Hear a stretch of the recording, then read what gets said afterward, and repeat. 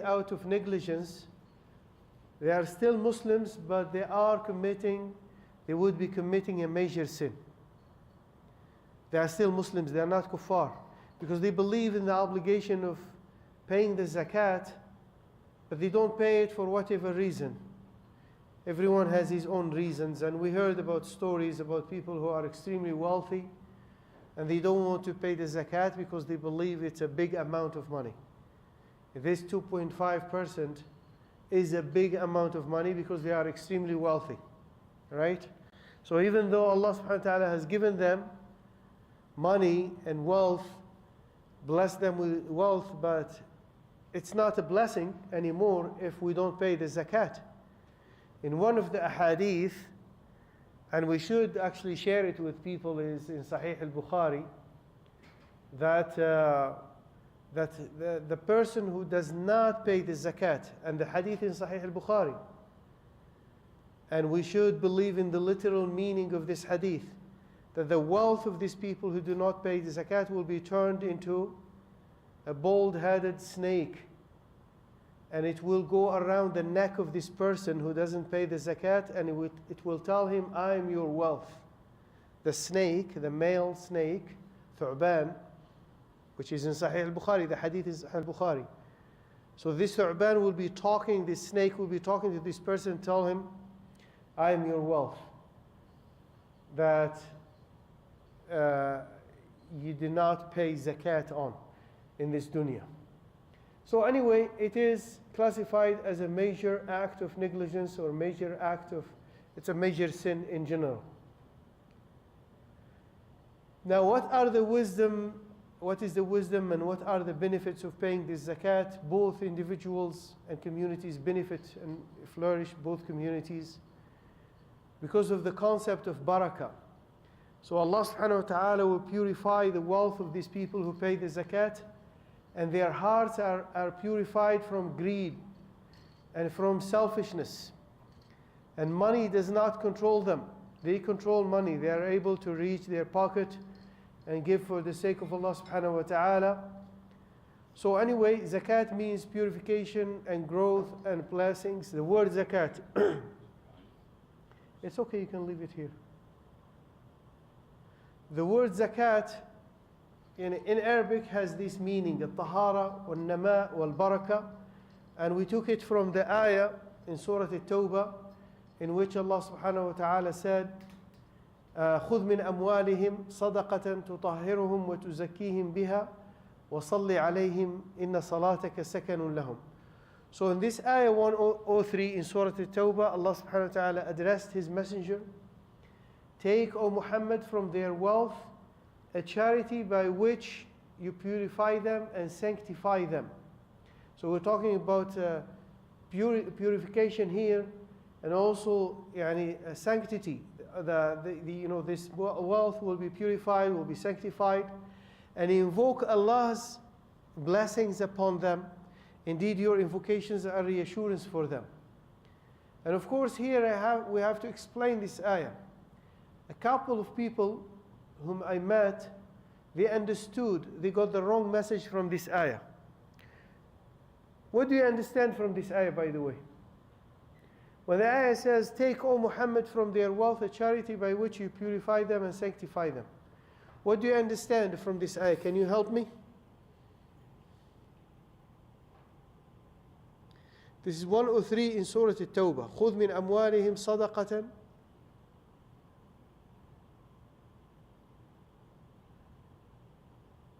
خُذْ, take from their wealth.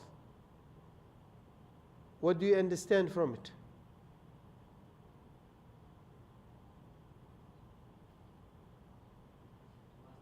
Naam? He must be? No, but what do you take? Here you don't understand this meaning from this ayah. You said it must be given to the fuqara. Where is it here in this ayah?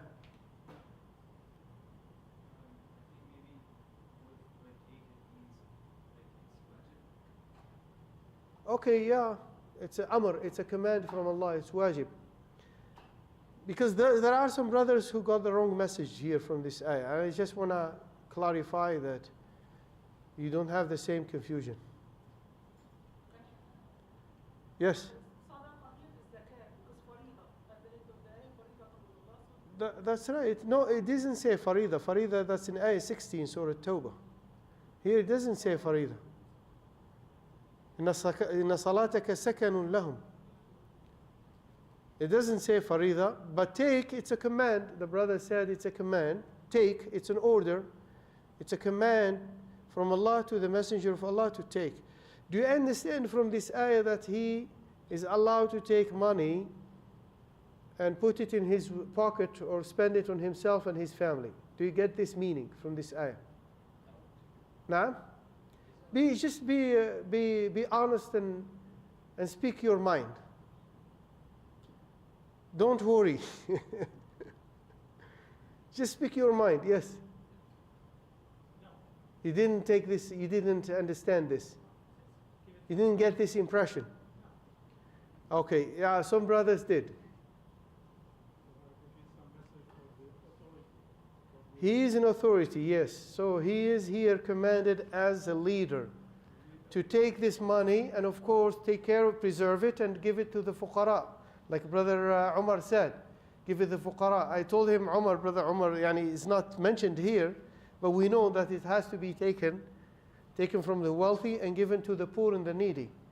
But the concept that I would like to emphasize here, that it was haram for him, haram for Rasulullah sallallahu alaihi wasallam, and haram for his family to benefit from zakat. It was haram. It's like he was not recommended. It was not a recommendation for him to stay away from zakat money. No, it was haram. It was a sin for him to touch the zakat. He would find a date in the street and he say, if I know that this date is not from zakat, I would have taken it and eat it. He would go to another story. He went to his house. He found one date on his bed. And he said, if I am sure that this is not from zakat, I would eat it. One time he went to a warehouse with his grandchild, Al-Hacene, radiallahu anhu. He was 5 years old. And they were weighing, I think, his dates and taking care of dates. So Al-Hacene, and these dates came from zakat. Al-Hacene took one date, his grandchild, put it in his mouth. And Rasulullah sallallahu alaihi wasallam came, he took it from his mouth. And he said, you should know that zakat is not permissible for Muhammad or the family of Muhammad sallallahu alaihi wasallam.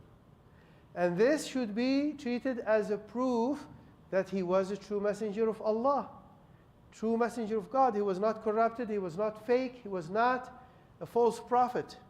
Otherwise, he would have said like, I deserve 10% or 20% from zakat money, that is my right. And people would have believed in him, right? Because they believed in his message. They believed that he's a prophet, he's a messenger of God. Then it would be easy for them to believe that he has a right to take 10% or 20% from zakat, right? But no, it was haram for him, and he was very eager to avoid and stay away from zakat money. But the only thing he would accept from other people is a gift. He doesn't accept zakat, he doesn't accept any sadaqah, alayhi salatu wasalam. The only thing he would accept from other people if they give him a gift. Naam.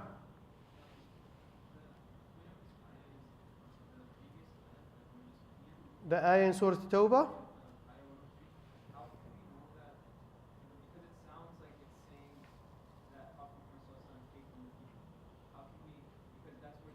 Because of the hadith that I mentioned. That's how, because like if someone is just reading The ayah, that's why small amount of knowledge is very dangerous.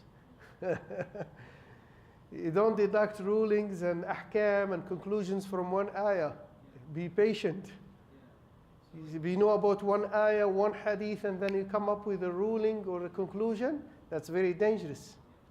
So you always go back to what the ulama said about the tafsir of the ayah. Right? If you are confused about the meaning of the ayah, just look at the tafsir, check the tafsir. right? And we have, as I said, plenty of ahadith which suggests that zakat was haram for him, alayhi salatu wasalam. Even at times he was in need. He was wealthy at times, and he used to give money, right? Distribute money, give sadaqah, but at times he was in need, and his family was in need. But it was haram for him to touch the zakat money. As I said, it is a proof that he is a true messenger of Allah. Yeah. Alhamdulillah, I authored a book about this subject in Arabic, and it will be very soon for teenagers. It's being sold here in some places in Calgary in Arabic, and عنوان هذه التمرة ليست لنا. This date is not for us, and it will be very soon, inshallah, translated in English بإذن الله تعالى. The purpose of this book, with other books, it's a series about proofs of prophethood. So we'll look at this proofs of prophethood, and then in every story we include one proof, and these stories are written for teenagers and young people. We want them to understand the message of our Prophet Muhammad sallallahu alaihi wasallam. Now here, this hadith, in this hadith, Rasulullah sallallahu alaihi wasallam was talking to Mu'adh ibn Jabal when he sent him to Yemen. And he asked him, of course, to teach people Tawheed. We always start with Tawheed, with people who don't know about Islam. You don't talk about alcohol being haram or this haram or this halal. You talk about Tawheed, who is Allah subhanahu wa ta'ala. Give them more knowledge about Allah subhanahu wa ta'ala. So they said, if they accept this from you, then tell them that Allah subhanahu wa ta'ala has made it an obligation upon them to perform the 5 daily prayers. If they accept this from them, then tell them that Allah subhanahu wa ta'ala made it obligatory upon them the payment of charity from their wealth, which is the zakat, and it is to be taken from their wealthy and distributed among their poor. So this hadith will help us, inshallah, when we talk about the gold standard and the silver standard. Now, those who receive the zakat, how these people will benefit from the payment of zakat? Of course, they will receive money. So they will receive some help, some financial help. But beside this financial help, there are some other benefits, like their hearts will be purified from destructive jealousy, hasad. They're not looking at the wealth of the wealthy people and wishing that this wealth will be taken away from their hands, right? They don't have hasad, this destructive jealousy in their hearts, because their brothers are taking care of their needs. They're helping them. That's why we have in Canada here this organization, National Zakat Foundation, to take care of the needs of the local people. Most of the relief organizations, they send money overseas. But this is one of those organizations which take care of the needs of the local people, families who need help in Canada. And of course, their needs will be fulfilled, and the Islamic Brotherhood will be empowered, bi'idhnillahi ta'ala, and poverty will be alleviated. So when we talk about zakat, ikhwan, we need to pay attention to 4 elements. These are essential elements. Number 1 is the intention of the payment of zakat. What does it mean? That means when you pay the zakat, the moment you pay the zakat, you have the intention, you need to have the intention that you are paying zakat, you're not giving sadaqah. You know, when we distinguish between farida and nafila, by having the right intention, when you stand up in front of Allah subhanahu wa ta'ala to offer your prayer, are you doing a farida or doing a nafila? Is it an obligatory prayer or a nafila? Through the intention, you will be able to distinguish between the two, intention in the heart. Zakat also, you could be paying in a fundraising, participate in a fundraising dinner, and you pay $500 fi sabilillah. Are you paying zakat, or are you giving just a regular sadaqah, a regular donation? You have, because you cannot turn it later on into zakat. That's the issue here. You cannot change your mind after 2 months. You say, oh, I paid $500 in that fundraising dinner, and now I have to pay zakat. I'll just use that $500 which I paid 2 months or 3 months ago, turn it into a zakat. You cannot turn it into a zakat. No, you have to, at the moment you're paying this money, giving this donation, you have to have this intention of paying the zakat. For example, one of the questions that we receive all the time, that a person would give another person, another brother or sister, they give them a loan. And then this person is supposed to return the loan within 1 year or 2 years, right? There is a limited time, for example, let's say. And then this person is struggling, the one who took the loan, and he's not able to pay back the money. He lost his job, he doesn't have money, struggling 2, 3 years, 4 years, 5 years, he's not able to pay you back. At a certain point, there are some people who say, okay, I've been paying zakat every year. Maybe this brother, he's struggling, I'll just help him with this loan. I gave him 1,000 as a loan, I'll turn it into a zakat. Is that permissible? No? It is not. Because when you gave it to him on day one, it was not zakat. It was a loan. And you'll be rewarded for giving him a loan. You know that when you give a loan to someone, let's say 1,000, it will be equivalent to 50% of that amount as a sadaqah.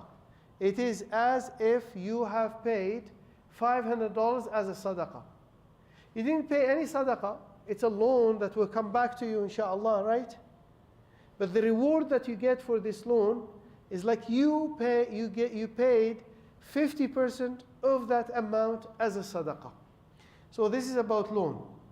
Anyway, but you cannot turn it into a zakat payment. The nisab, the threshold, which is the amount of wealth which makes you obligated to pay zakat.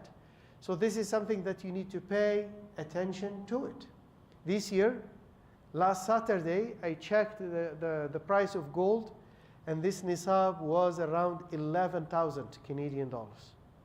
So now my advice to my brothers who graduated, and you got a job, and you're saving money, you started saving money. When you reach this nisab, you have to watch the nisab. What is the nisab? Is the value of 85 grams of pure gold. You can check the price on the international markets. It's easy. Go to goldprice.org and you get the price on a daily basis. You get the price. Actually, on the spot, you get the price. And you know how much is the price of gold. Multiply this by 85 grams of pure gold and you get the nisab. As of last Saturday, the nisab was around 11,000.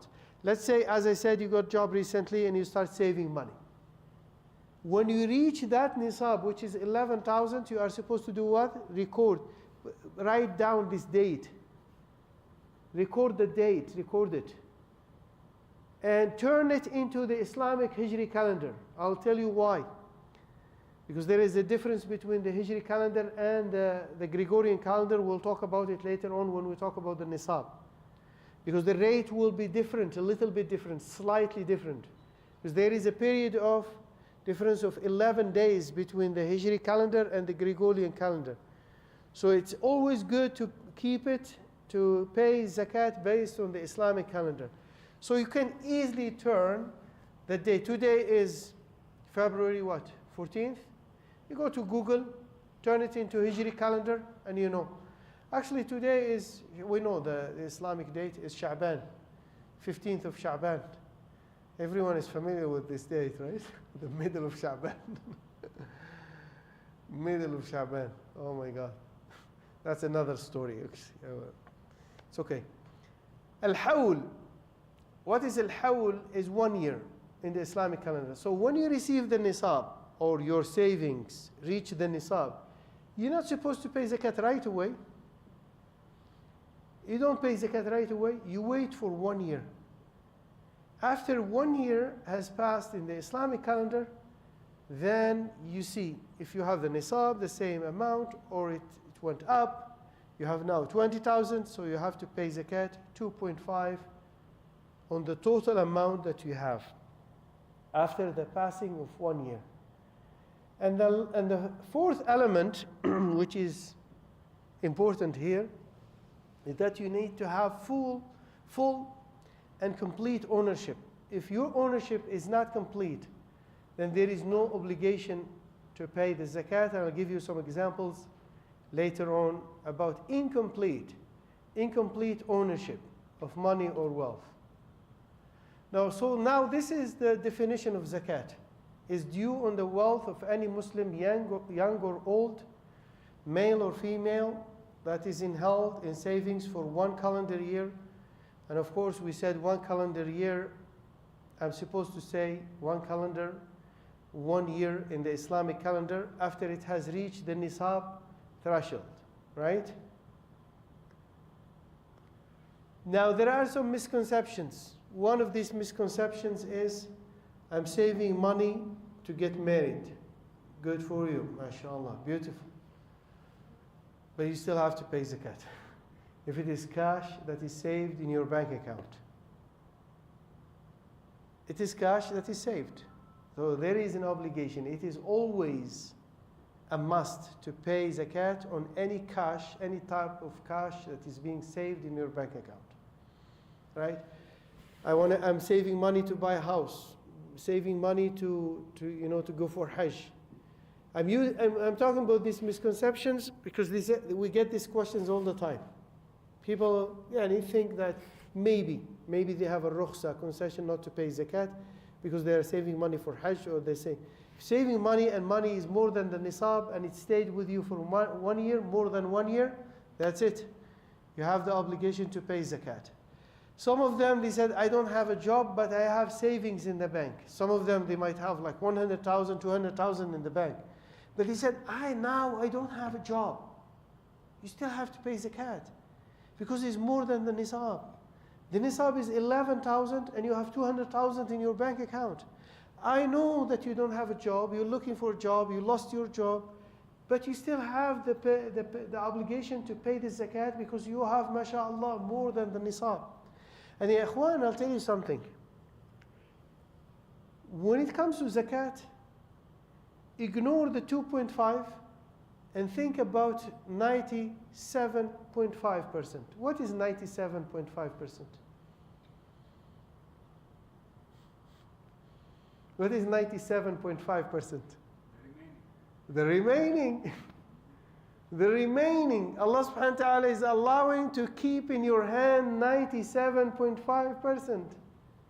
He's not commanding you to pay 10% or 12%. There are some members of other sects, they are Sunni, they are not Sunnis. They belong to different groups, right? Some Shia groups. They have to pay 12% or 10% from every check they receive. Of course, this is not Sharia compliant. The Sharia of Allah subhanahu wa ta'ala, 2.5 every year. Not every month, not every week, every year, once a year. 2.5. So Allah subhanahu wa ta'ala is allowing you to keep 97.5%. But still, yet people are struggling with this, and نسأل الله السلامة والعافية. Do I exclude the value of the nisab? The nisab is 11,000, but now I have 20,000. Do I pay zakat on 20,000, or I pay zakat only on 9,000 because I'm deducting the nisab? The nisab is 11,000, so I'll keep this nisab to the side. I'll just pay zakat on 9,000. Is that true? Naam? So you pay on the whole amount. This is one of the misconceptions. I don't have to pay zakat on the amount which I already paid on it last year. Another misconception, another source of confusion. I paid zakat on this 20,000. Now my savings, mashallah, have increased and I have 30,000. So I have 30,000 now. Last year I had 20,000. I pay zakat on this 20,000. Do I have to pay zakat on the whole amount of 30,000, which includes the 20,000 that I have paid zakat on it last year, or I pay zakat only on 10,000? The extra saving which I was able to accumulate or receive this year. What is your opinion? Pay on the whole 30,000 or only 10,000? Don't be shy. Speak your mind. Huh? The whole amount. Yes, that's the right answer. You pay zakat on the whole amount. So, and then this 30,000 will be included in 40,000 next year. You'll have 40,000, inshallah, will be increasing all the time. May Allah bless your wealth. And you pay on the whole amount again, 40,000. Again, it's only 2.5%. I cannot pay zakat to any family member. This is not true. The people who don't, you are not allowed to give them zakat are your parents and grandparents, of course, included, and also your children and your wife, if you are a male. But a woman is allowed to give zakat to her husband if he's struggling, even though she might benefit from this payment, but she is allowed to give him zakat if he's struggling. If she is wealthy. She's wealthy and he's struggling, doesn't have a job, doesn't have money, she's allowed to give him a zakat to make him happy, right? To win his heart. This is halal. But we can pay zakat to parents and children in one case. Just one case. If they're struggling with debt. So you don't give them zakat for their daily expenses or monthly expenses. Food and shelter and clothes and basic needs, to cover their basic needs. But let's say your father is struggling with an amount of debt. He was not able to pay it back. He got a debt, took a loan from someone, and he was not able to pay it back. In this case only, you are allowed to give zakat to your father or mother to pay their deen, to pay their debt, not to benefit from it. No. Other family members, you can give them zakat without any restrictions. Sisters and brothers and uncles and cousins, you can give them zakat. Someone raised his hand here. Okay, go ahead.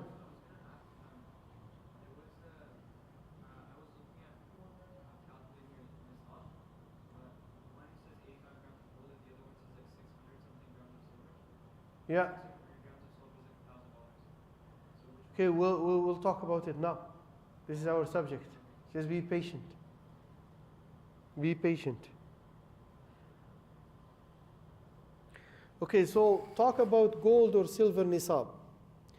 At the time of Rasulullah sallallahu alaihi wasallam, the gold nisab was 20 dinars. 20 dinars. And these dinars were made of gold. And every dinar, the weight of every dinar was 4.25 grams of pure gold. So you multiply 20 by 4.25, the total will be 85 grams of pure gold. That is the gold nisab.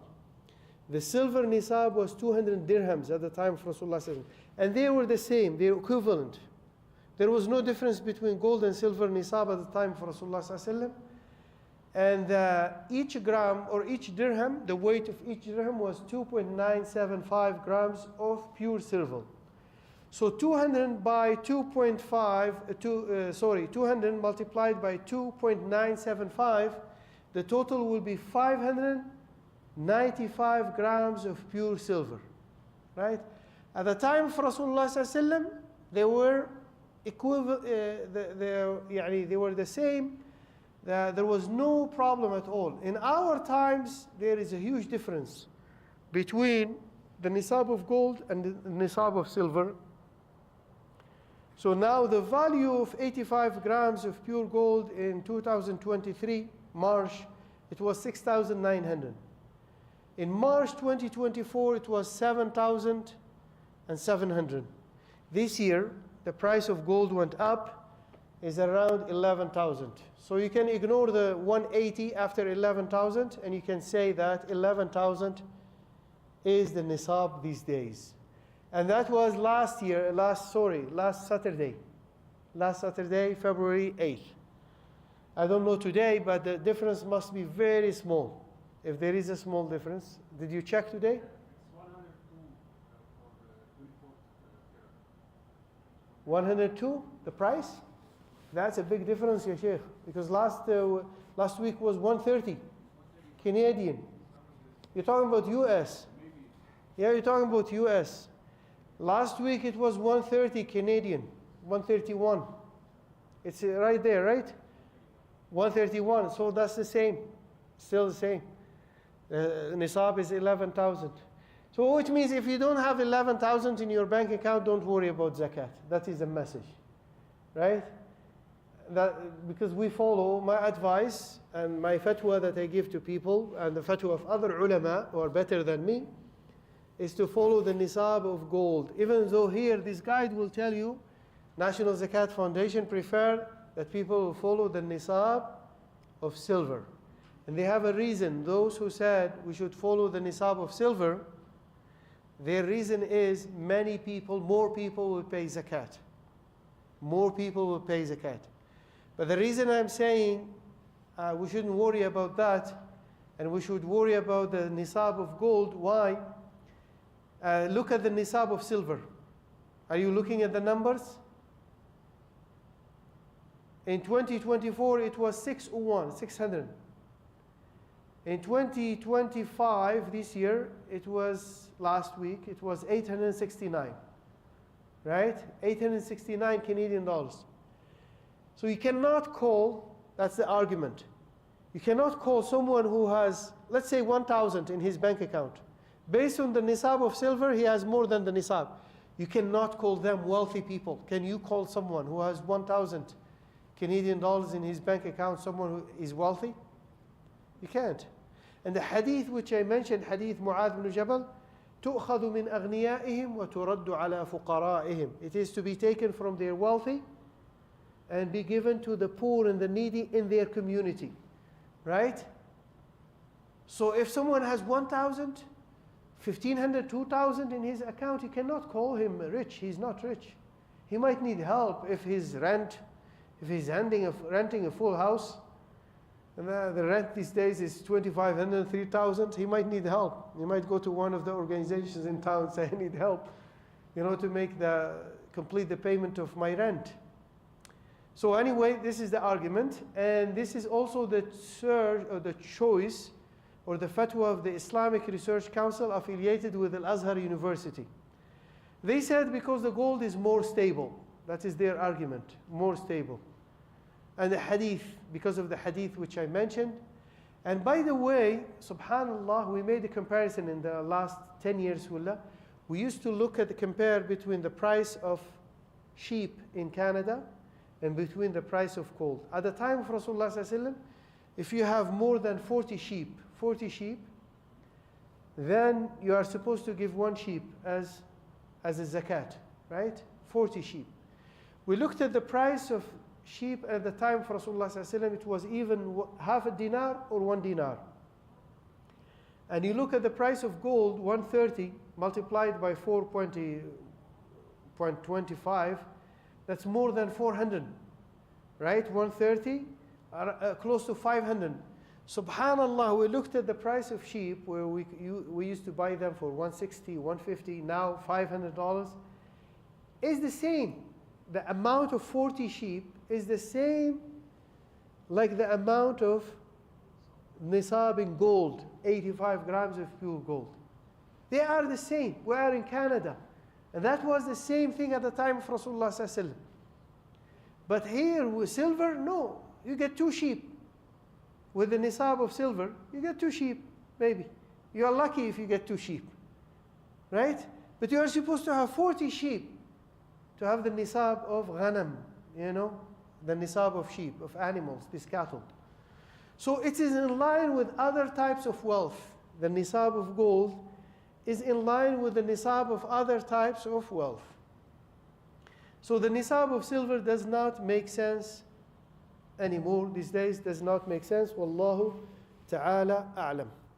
Now here I mentioned 2 numbers when it comes to the nisab of gold, 85 grams or 87.48 or 595 grams or 612.36. The reason I mentioned the other 2 numbers, I'm sure that you're going to find them, come across them on the internet if you're making research.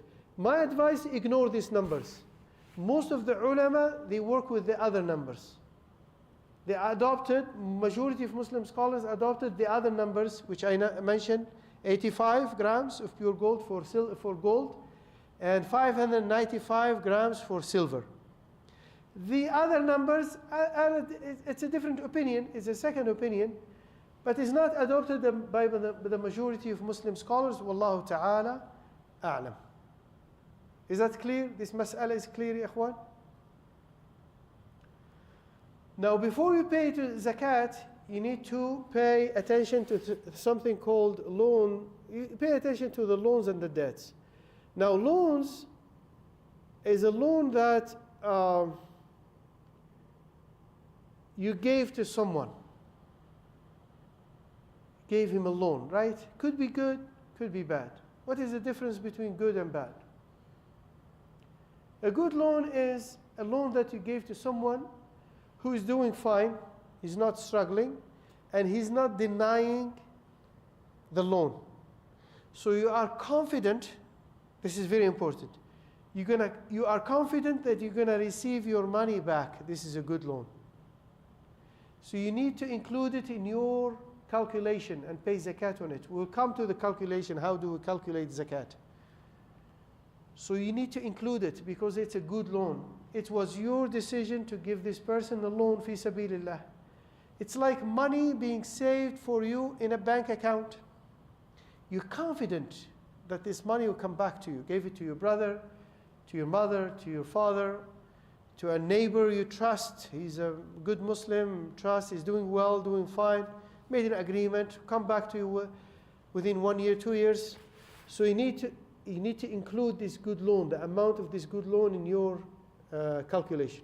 A bad loan is a loan that you gave it to someone, you gave it to someone else, and this person could be struggling, he's not able to pay you back.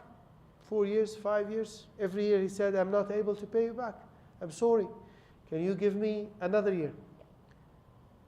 Or he's denying the loan. Denying the loan. He said, I didn't take anything from you. You didn't give me anything. Denying the loan. Then this, at a certain point, you are allowed to classify it as a bad loan and you stop paying zakat on it. You don't include it in your calculation. The short-term and long-term debts is a debt that it's your liability. It's your liability. You have to pay to someone else, right? It's a liability on you. So if it is short-term, you are allowed to exclude it. Short-term, anything that is supposed to be paid within the next 12 months. Within the next 12 months, you are supposed to pay this short-term debt. If it is more than 1 year, then you can ignore it, and you are supposed to ignore it, and you don't exclude it from your calculation, or zakat money. You don't exclude it. But if it is short term, let's say within the next 2 months or 3 months, you have the obligation to pay someone else a debt, 5,000, and you pay zakat in this Ramadan, you are allowed to exclude this 5,000 from your money and don't pay zakat on it. Is that clear? Because I need to make sure that everything is clear before I move to the next slide. Tfaddal, Sheikh. Last time someone was asking if the rent is considered as long, short-term debt. For the whole year, no. But for the same month, if you're staying in that month and you know that for sure you'll be paying this rent, the rent of that month, yes, you are allowed to exclude it. Let's say your rent is 2,000, 3,000. You're paying zakat in the middle of the month, but you know for sure that you'll be paying this rent, which is 2,000, 3,000. You are allowed to exclude it. But for the whole year, no, because you don't know what will happen next month, what will happen within 2 months. You might leave the house and something else will happen. Yes. So someone who's a student, for example, there's two types of loans you get. You get from Two types of? two types of loans you get. So like Yeah, student loans. the provincial one. Okay. And for the provincial one, you have like a 12-month grace period until it starts collecting. And federal? And the federal one, like it doesn't collect interest at all. So with the federal, we consider it long term because Yeah, if it is a long term. Anything that is you're planning to pay it after 1 year, it's a long term. Anything you're planning to pay it within the period of 1 year, then it's short term and you are allowed to exclude it. Is that clear? 1 year, less than 1 year, more than 1 year. Very simple. Short term, long term. So do not turn bad loans into a zakat payment. I explained this, right? Now, for an employee, let's start with employees and then we talk about business people who have a business. Now, if you are an employee, most likely you have cash in your bank account. You might have stock in the stock market. You're investing in the stock market. You have shares in the stock market. And you have good loans. Good loans, a loan that you gave to someone, but you are extremely confident that this money will come back to you. So cash plus value of your stock for value, the whole value of your stock if you are a speculator. Who are speculators? Those who trade. They are active traders. Active traders. Who are the active traders? They buy and sell within the period of 1 year. They do a lot of buying and selling within the period of 1 year, right? So these are short-term traders or active traders. Short-term traders or active traders or speculators. Long-term traders, they have another formula. I'll show you this formula. Now, when it comes to stocks, then so cash plus value of your stocks plus your good loans, the amount of your good loans, minus short-term debts. Short-term debts, the debts that you are, any amount of money that you are supposed to pay back within the period of 1 year or less than 1 year, you are allowed to deduct it, minus. Then you get the total value of your zakatable money. And you pay 2.5 if you follow the Islamic calendar. That's why it is important. If you want to keep it 2.5, keep it simple, you follow the Islamic calendar. If you decide to follow the Gregorian calendar for whatever reason, because there are some people who said, oh, I do my taxes in December and I need to calculate my money and see. I don't know, they have their own reasons, right? You pay 2.577. 2.577% if you follow the Gregorian calendar. But the Islamic calendar is very simple, 2.5. Now, zakat on stocks, if you are a long-term trader, you have long-term investments, you need to determine, so you don't have to pay zakat on the total value of your stocks if you are long-term. That means you bought some shares and you're leaving them in the company for 3 years, 4 years, you're just collecting dividends. Then you don't have to pay zakat on the total value of your shares. So you pay attention to this formula here. You need to determine what is called zakatable asset ratio. So how do you determine that? You need to look at the financial statement of this company that you bought its shares. And then you look at something called current assets in the financial statement, minus interest income, because interest income should be one of the current assets. You minus the interest income, divided by the market cap. What is the market cap? Is the value of this company in the market. How do they define this market cap? They look at the price of how many shares, the total number of shares that this company has in the market. Let's say 1 million shares. And every share costs around $10. You multiply $10 by 1 million. That's 10 millions, right? 10 millions. That is the market cap of this company. So you look at the current assets of the company itself, minus interest income. You divide it by the market cap, you get what is called zakatable asset ratio. So let's say the current assets, you look at the financial statement, and you can get this financial statement from the website. These are public documents. When a company is publicly registered, then these documents have to be publicly shared. You look at these documents, you get مثلا the current assets, they are 15 million. And the market cap is 90 million, 90. Multiply 15 by 90, you get this ratio, 0.1666 or 16.66%. Now, what do you need to do? You look at the value of your holdings. Let's say it's 12,000 here. You multiply the value of your holdings by this ratio, you get this zakatable portion, 2,000. So you pay zakat only on 2,000. You don't pay zakat on 12,000. Is it a big difference? It's a big difference. Because zakat on 10,000 is 250. You're saving 250 here. You're paying zakat only $50 here. Okay, each 1,000, you pay zakat $25 on each 1,000. You're paying only 250 instead of $300. Sorry, you're paying only $50 instead of $300. Now, what's the reasoning behind it? When we say current assets, there is something else they called fixed asset. As a basic principle in zakat, we don't pay zakat on anything that is called fixed asset. But it has to be real fixed asset.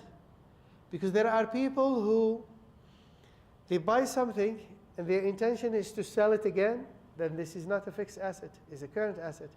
But it is registered as a fixed asset to save, to avoid some taxes. You cannot do that with zakat. If you have a plan to sell it back in the market, it's a current asset and it is something that you own and you have to pay zakat on it. It's like any merchandise. What are the other fixed assets? Let's say I have a company. This is a factory. Do I pay zakat on the building?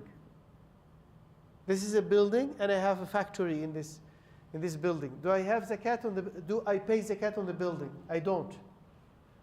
Do I pay zakat? I have 20 vans or 30 vans working for the business. They're doing delivery vans, delivery cars. So I'm using them in the operation of the business. Do I have to pay zakat on them? On the value of this? I don't pay zakat on them. Let's say in this factory I have tools that are very expensive. Tools, equipments. They are worth like 300,000 or $500,000. Tools that are very expensive. Do I have to pay zakat on them? I don't. Because they are being used in the business. They are not for sale. I didn't buy them to trade them, to sell them again in the market and get some profit. So are you able to distinguish between what is fixed asset based on the principles of zakat and current asset? But again, even if it is registered as a fixed asset in your financial statement, but your intention is to sell it again in the market, then you pay zakat on it, even if you call it fixed asset in your records. Wallahu ta'ala alam. But this formula is clear, ya ikhwan? Is it clear? Okay. Sisters, you don't have question? You're fine? Okay, other investments. No, here in this slide I'm saying zakat is due on the total value of your investment in the following cases. Cryptocurrencies, for example, you pay zakat on them. If you are investing in bitcoins, you pay zakat on bitcoin because bitcoin is treated as a currency now. Other cryptos are different. They could be like a technology, we might treat them like shares. But to be in the safe side, because usually cryptocurrency traders, they are active traders. Most of those who trade, trade cryptocurrencies, they are active traders, right? So even if you're not sure about which type of crypto you're dealing with, is it a currency or a technology, just look at their value in the stock market, in the market, and then pay zakat on them. Now, if someone is investing in bonds, it's haram, by the way, to invest in bonds. Bonds, they are interest-based securities. So people do them to collect interest. Use them and invest in them to collect interest. But if someone, a Muslim, has bonds, is holding bonds in his portfolio, then he has to pay zakat on the original price. Whatever interest you receive as a Muslim, you are supposed to get rid of it. You give it to someone else. It's not sadaqah, but you will be rewarded for having the desire to purify your wealth. It's a normal donation to get rid of interest income. right? Mutual funds, I'm a little bit confused about them because it's very difficult to know how to, there are some people who said, ijtihadat, yani different opinions, but they don't have a solid proof. They said you pay 30%. You might find this opinion here, pay 30% or 25% on the mutual funds. There are some ulama, they said most of the managers of these funds are active managers, basically, so they could be actively investing or trading on your behalf. So you should pay on the total value of your investment. Wallahu ta'ala alam. And this is a safer side. Wallahu ta'ala alam. I'm still looking for good answers and do more research about mutual funds and other funds. But this is my position for now. Employees with pension plans. When it comes to pension plans, ya ikhwan, RSP or any pension plan, the formula is very simple. You need to look, you need to define, is your pension plan locked in? Locked in. Is it locked in? You are not allowed, you have no access to it until you reach the age of retirement, 65, and then they allow you to use your money. Or you have access. Access, no access. If you have access to it, then you have the obligation to pay zakat on RSP. But how do you treat RSP? If you go to the bank and you try to withdraw your money, they will not give you the whole amount. They will give you most likely 80% of your money. 20% will be immediately taken away from your wealth or your money, from your funds. These are taxes for CRA. So if you have, let's say, 100,000 in your bank, in your RSP account, you don't pay zakat on the whole amount. You pay zakat on 80% on what is left in your hand. If you go and you try to withdraw the whole amount, what is left in your hand is your money. The other money, you have no complete, your ownership is not complete. You remember we talked about the fourth element? Full and complete ownership. Now your money, your ownership is not complete on 20% because this money belongs to the government. So you don't pay zakat on a money that belongs to the government. Do you agree with me? Right? It doesn't belong to you. It belongs to them. So you don't pay zakat on it. You pay zakat on your own money. Is that clear, ya ikhwan? If you have no access, then you don't worry about zakat. RESP,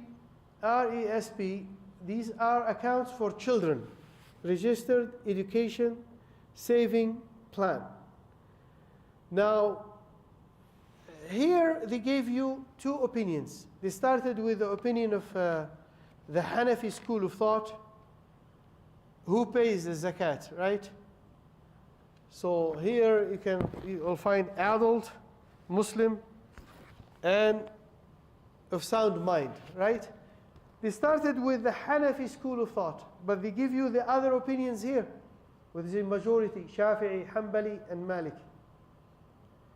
The fatwa that we follow is a majority, not the Hanafi.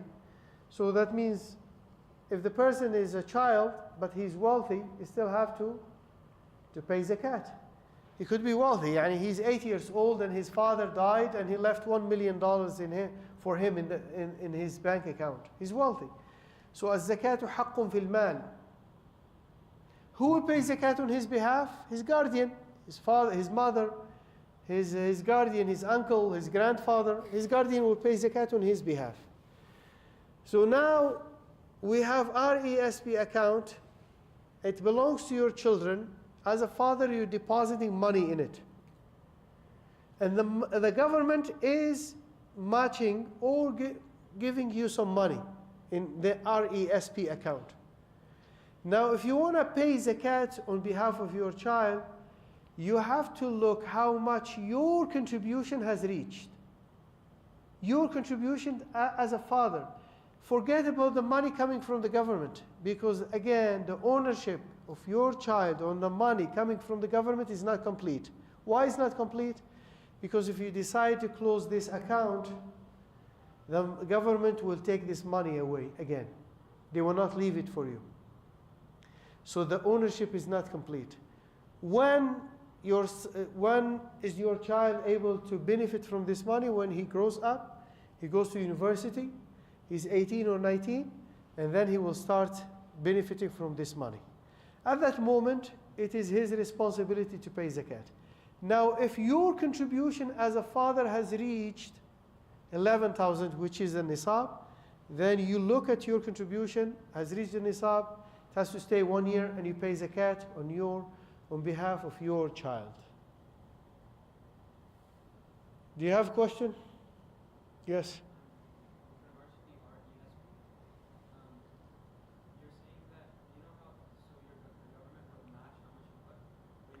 They don't usually match, but they give you some donations, yeah. Yeah. So what if you have hit your threshold otherwise, if you have other savings, let's say you have $20,000. Oh, the child. Talking about the child. Yeah, no. This money belongs to the child. So RESP. the money that you contribute, once that hits 11, then you pay on behalf of your child. Yeah, so if the child has 5,000 at home, Yeah. let's say, and he has 6,000 in his RESP account, now he has the nisab. Then, okay. Yeah, now his father has to pay zakat on his behalf, because even though he has only 6,000 in the bank account as a contribution which came from his parents, 5,000 at home or in a different account, now because he has 11,000, after stayed with him for 1 year, he has to pay zakat. But that money that the father puts in or the parent puts into the RESP, that money is not the parents. So It doesn't belong to the parent. it wouldn't be added to the parents. No. It should be added to the wealth of the child. Use the same formula, but you should add a value of inventory. So if you are a business owner, you know the previous formula, we said cash plus what? Stocks. If you are trading stocks, plus good loans, plus minus short-term debts.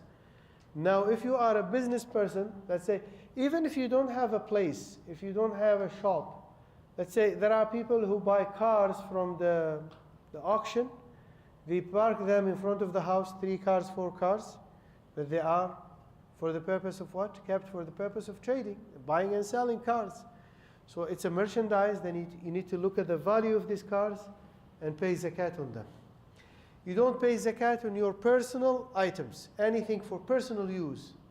Your own car, your own house, anything that belongs to you as a person, but is for personal use, then you don't pay zakat on it.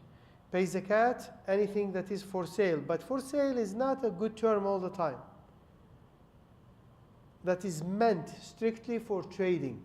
Because for sale, you might buy something for your own personal use, and then after 2 years, you decide to sell it. Are you going to pay zakat on it? You don't. Until you sell it, it's cash, put it in your pocket until you add it to your savings and you pay zakat on it. But it's for sale at a certain moment, you decided to sell it. There's no zakat on it. If you're not able to say it within 1 month, and Ramadan is here and you pay zakat in Ramadan, are you going to include it because it is for sale?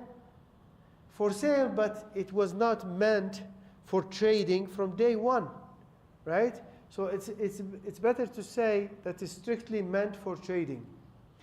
No zakat on the value of fixed assets. We talked about that: buildings, equipment, furniture, vehicles used in the business operation. The value of raw material is included, of course, because you're going to use it to make some products. This raw material will be used to make the final product. So if you have a huge amount of raw material that will cost, like the value of this raw material, 50,000, include it in your zakat. And use the market price to calculate the value of your business merchandise. Now, zakat on jewelry. No zakat on any halal jewelry if it is for personal use. And this is the opinion of the majority of Muslim scholars. If you follow the Hanafi madhab, Maybe here in this guide they prefer the Hanafi madhab regarding this mas'ala. If you follow the Hanafi madhab says that it is an obligation upon any woman who owns jewelry for personal use, it is an obligation upon her to pay zakat. She needs to know the value of this jewelry, pay zakat. But for the majority of Muslim scholars, Maliki madhab, Hanbali madhab, Shafi'i madhab, and all the other scholars, they said no, there is no obligation on zakat if the jewelry is kept for personal use. Now, if the jewelry is saved as a store of value, there are some women who keep this jewelry in a box, and they keep this box in the bank, right? And it is a store of value. He said, I need it in the future. I might sell this jewelry and buy a house. Or it is not meant for personal use. Definitely she has to pay zakat on the value of the jewelry. If it is owned by a male, you are a man, you're not supposed to use necklaces made of gold or rings made of gold. So you pay zakat on this gold that you own as a male. If it is intended for trade, business, you are a businessman, you buy and sell gold, then definitely you need to pay zakat on this gold. If it is used as a decoration in your house, pay zakat on it. If you have utensils made of gold and silver, let's say plates and forks and spoons made of gold and silver, this is possible. There are some families, they are extremely wealthy and they have this kind of stuff at home. Then there is a scholarly consensus that we need to pay zakat on these items. Wallahu ta'ala alam. Now when it comes to, let's say a woman doesn't have 24 carats. I don't know if 24 carats is found in the market or not. Because to the best of my knowledge, it does not exist. It is? 24 carats? Okay.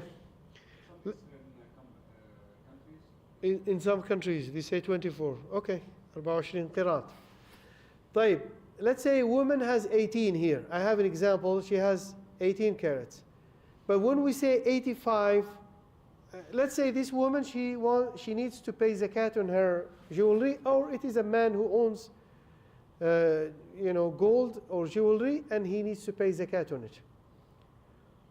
Now, we say 85 grams of pure gold, but it has to be 24 carats. Now she has 18. And she has 1,000 grams of 18 carats of gold jewelry. 1,000. So how much, how many grams are subject to zakat payment? How many grams?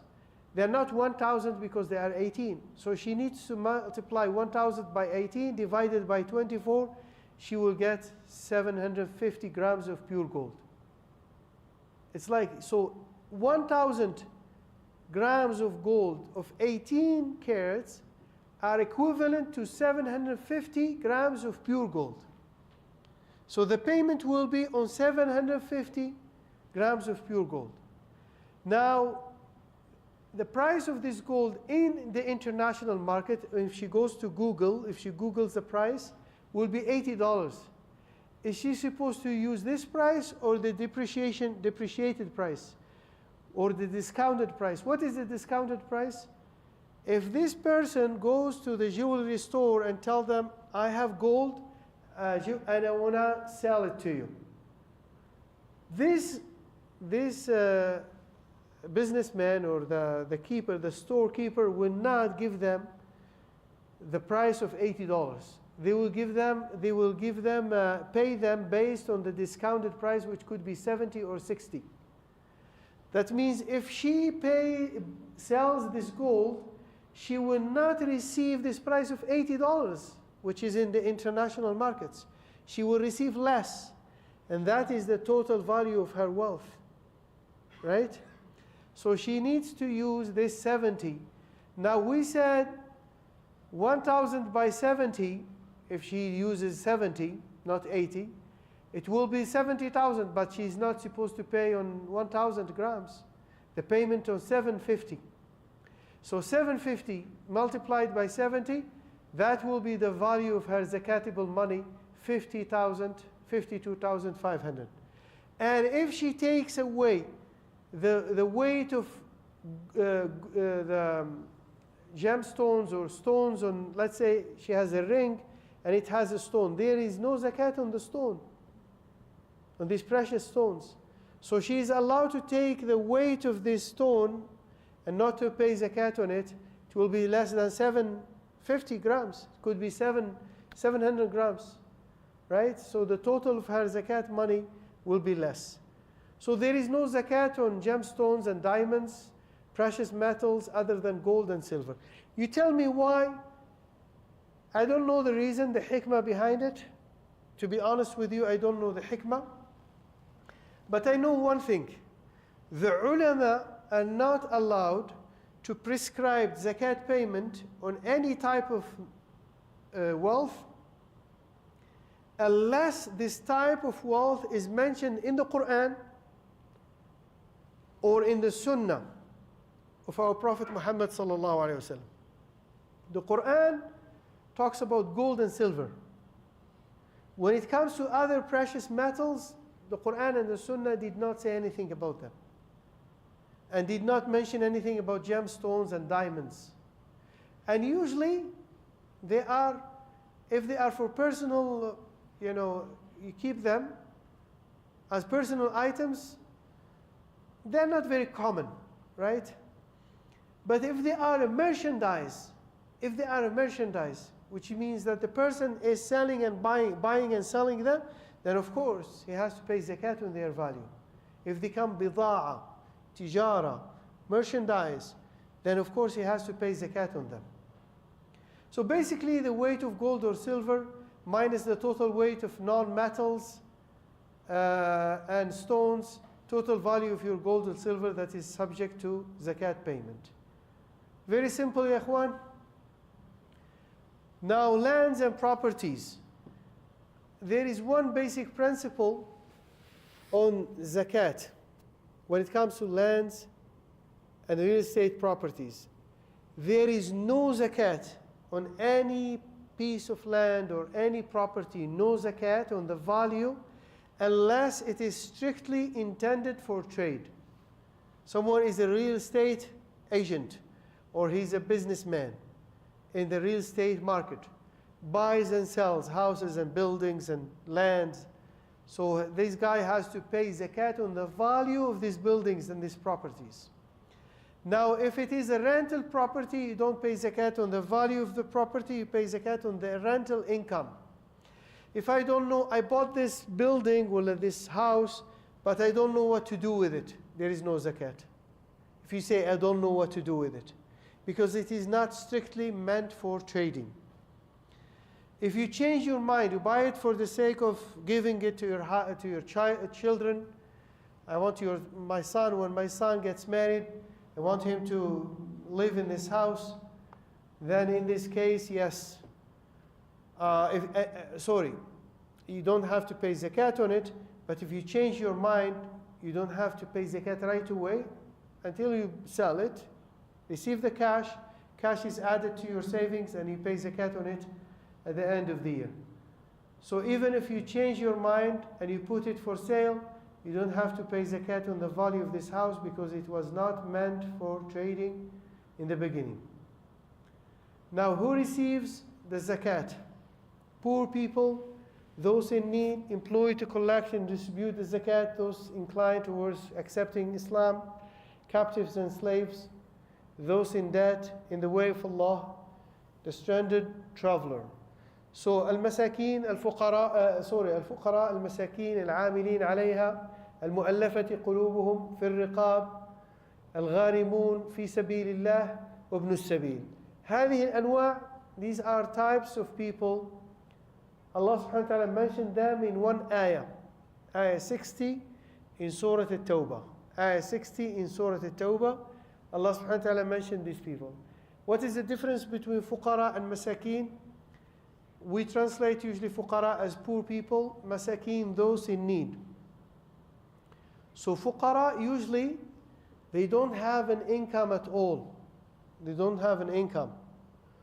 or their income is less than 50% of what they need for the whole year. Can I get some water, please? So their income is less, let's say a family needs 40,000 for the whole year. 40,000. Their income is less than 20,000. So these are fuqara. Masakin, they are little bit, their situation is better than the situation of the fuqara. Let's say they need 40,000 for the whole year, their income is 30,000. It's better than the fuqara, but they still need some help. They are masakin. Both of them deserve to receive zakat. Employed to collect or distribute zakat, in the old days, they were employed by the Muslim government, right, to collect zakat. Their salary would come from the zakat money, their salary. Even if they are good, they are fine, they are not fuqara, doing well, but they still have to receive their salary. The salary will come from zakat money, because they are the ones who are collecting zakat, and they are the ones who are distributing this zakat. That is full-time job, and they need to be paid for this job. Nowadays, some Islamic organizations pay those who are employed from zakat money, but it is always highly recommended to pay them from regular donations or other sources of income other than zakat, wallahu ta'ala alam, because they were not employed by the government. This is some sort of disagreement between some Muslim scholars. Now, those inclined towards accepting Islam, even if they are rich and you give them a gift from zakat money, that's okay. There are some ulama who said those who are included here, inclined towards accepting Islam, it should be given only to those who are leaders, or they have an influence of other people, over other people. So if you give them zakat, they become Muslims, they will influence other people, and other people will accept Islam because of them. Allahu ta'ala alam. But there are some other scholars who believe anyone who is inclined towards accepting Islam, we should give him zakat. If we have enough money, enough zakat, we can give them zakat to encourage them to accept Islam. And it's not a bribe, by the way. Allah subhanahu wa ta'ala has prescribed this ruling for us to encourage other people, because we are saving them from hellfire if they become Muslims, right? Whether you call it a bribe or you don't call it a bribe, you are saving a soul from hellfire when they accept Islam by using this zakat money. Captives and slaves. So in the old days, those slaves who need help to pay, like the mathalan, he makes an agreement with his master, say, I'll pay you, you bought me for 10,000, I'll pay you your money back and give me my freedom. So these people, Islam used to encourage Muslims to give them money from zakat so they become free sooner than later, right? So zakat money was used to help these people to gain their freedom. This is how Islam encouraged Muslims to help those who were not free to gain their freedom. Because when Islam came, it was widespread. Slavery was a commonplace, was practiced, and it was very common at that time. And Islam was encouraging, as I said, Muslims to, and there are many ways. This is one way. Those in debt, and of course it has to be a debt in a halal way. If someone took a loan to disobey Allah subhanahu wa ta'ala, you don't give him zakat to pay his loan back. No, it has to be halal. Or there are, in the old days, when there is a problem, when there was a problem between two tribes, they were fighting with each other, some leaders in some tribes, in some communities, would come to these tribes and say, okay, you're fighting about money, I'll pay you back, I'll pay you on behalf of the other tribe, and then you make peace agreement. So this person is spending money from his pocket to make peace in the community. So they said these people should be helped, should be given money from zakat for doing this beautiful work, keeping people together and making peace within the community. Wallahu ta'ala alam. In the way of Allah subhanahu wa ta'ala, in the old days, it was given to those who volunteer with Muslim armies. So Muslim armies will go out to defend the land of Muslims and protect Muslim communities. Most of the members of these armies are paid. They receive a salary from the government, Muslim government. But those who volunteer fi sabilillah, they deserve to receive zakat if they don't have enough money to support themselves. Wallahu ta'ala alam. Nowadays, they said this jihad that was done in the old days, was meant to protect the identity of Muslims and protect Muslim communities, protect Islam, the religion, and spread the deen of Allah subhanahu wa ta'ala. So some ulama, they said, in the West, if Islamic organizations, they need zakat because they are fulfilling the same purpose. What is the same purpose? Preserving the identity of Muslim children in the West and preserving the deen of those living in the West. And Muslim organizations in the West do not receive help from government, then it's okay to give them zakat for their expenses, monthly expenses, or for their operation. Now, this is not something that is agreed upon. There are two opinions about it, and we follow the opinion that says it is permissible to give zakat to these organizations. Wallahu ta'ala alam. The stranded traveler.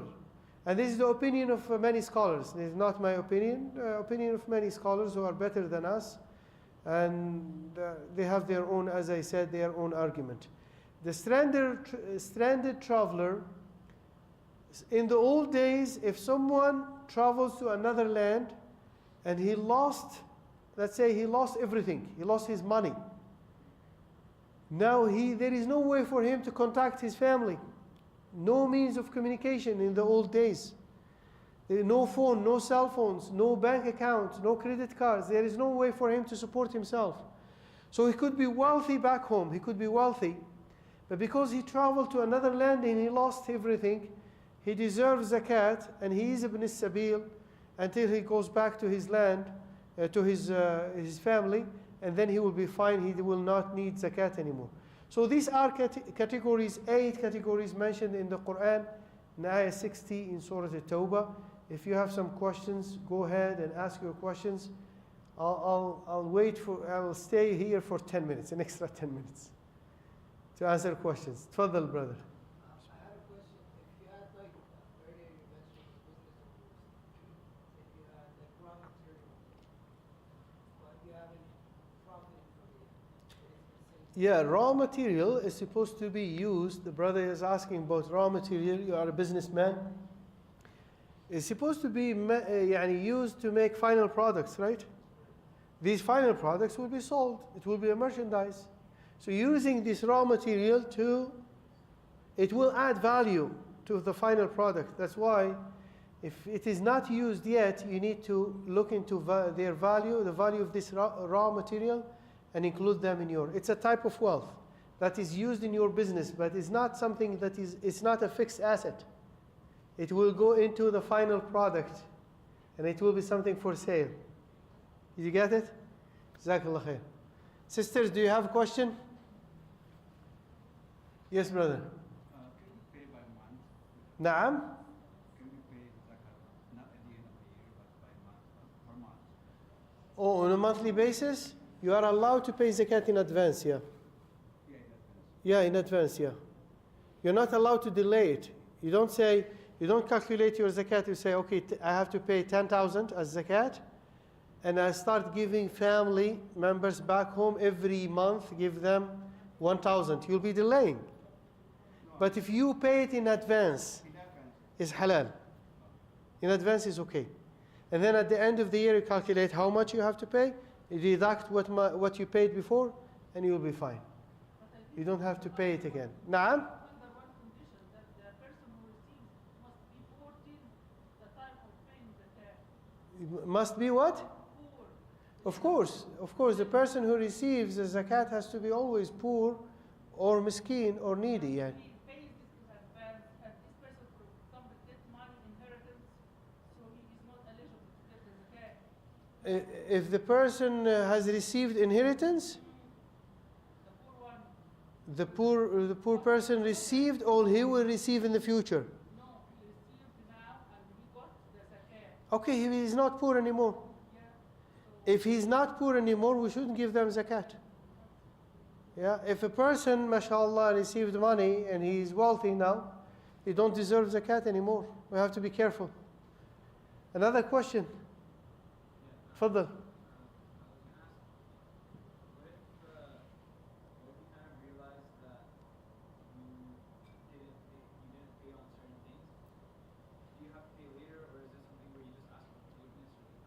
No, you need to pay it.